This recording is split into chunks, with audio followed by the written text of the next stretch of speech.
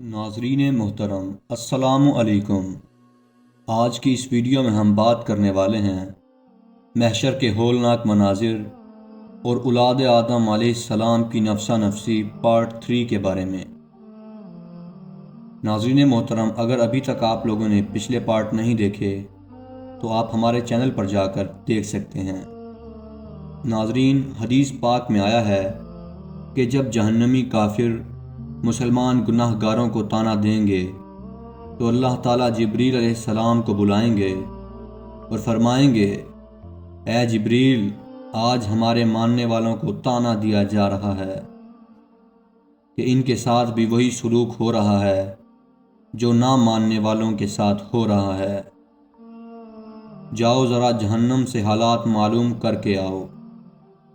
چنانچہ جبریل علیہ السلام جہنم میں جائیں گے۔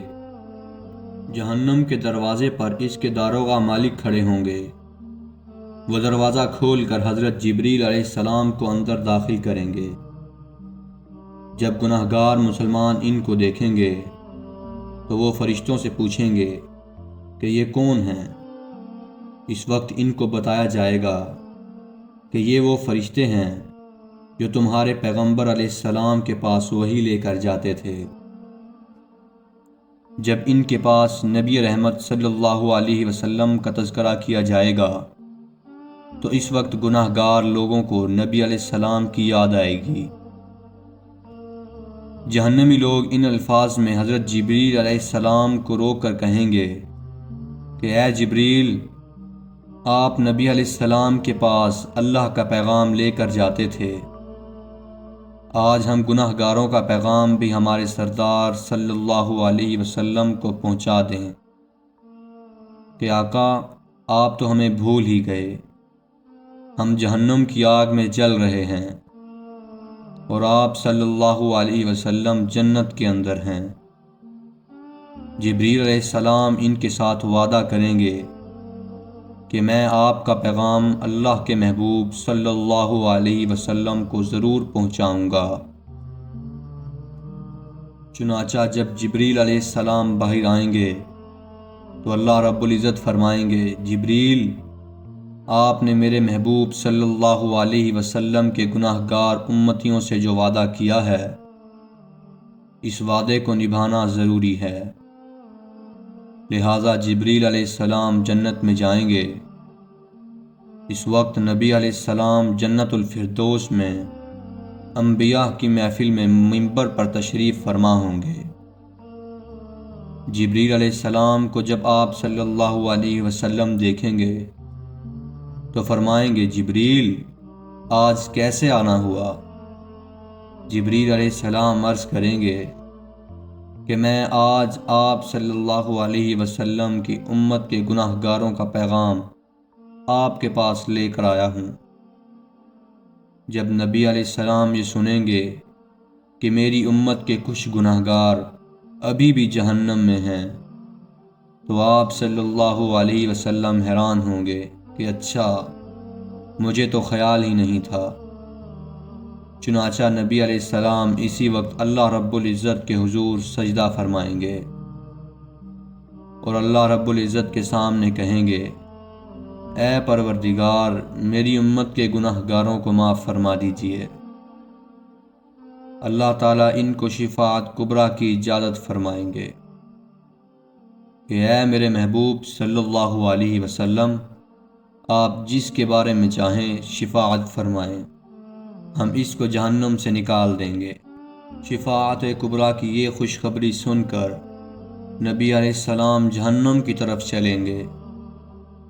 اس وقت جبریل علیہ السلام ایک اعلان کریں گے کہ اے جنتیو، نبی صلی اللہ علیہ وسلم جہنمیوں کی شفاعت کے لیے جا رہے ہیں، تم بھی ساتھ چلو۔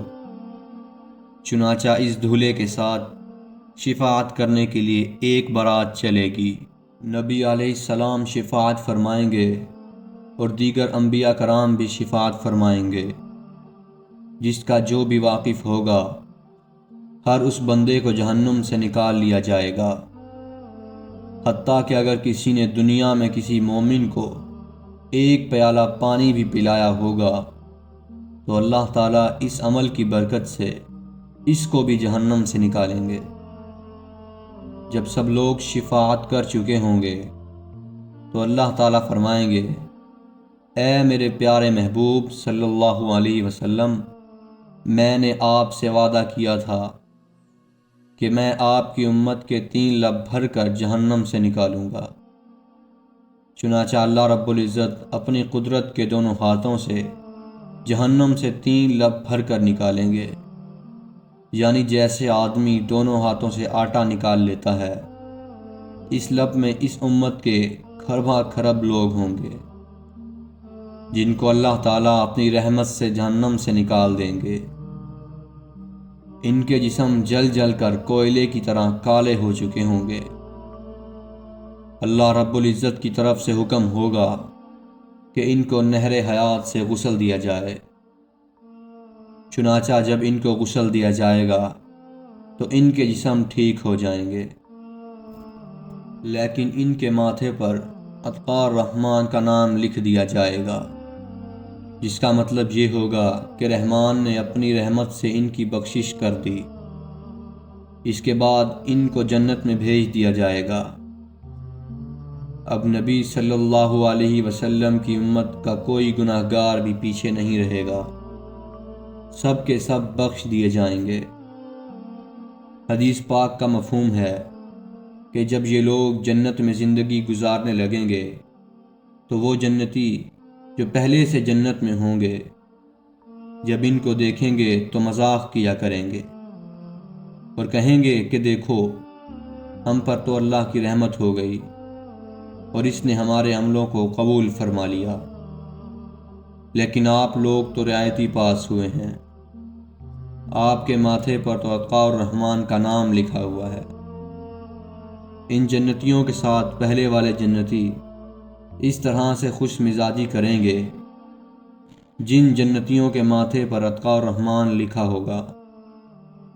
ان کو یہ بات محسوس ہوگی، لہٰذا ایک مرتبہ وہ سب جنتی اللہ رب العزت کے حضور دعا کریں گے کہ اے اللہ، آپ نے ہمیں جہنم سے تو نجات دے دی، لیکن ماتھے پر ایک مہر بھی لگا دی، جس کی وجہ سے سب پہچان رہے ہیں کہ ہم خود اس قابل نہیں تھے بلکہ رعایتی پاس ہو کر آگے آئے ہیں۔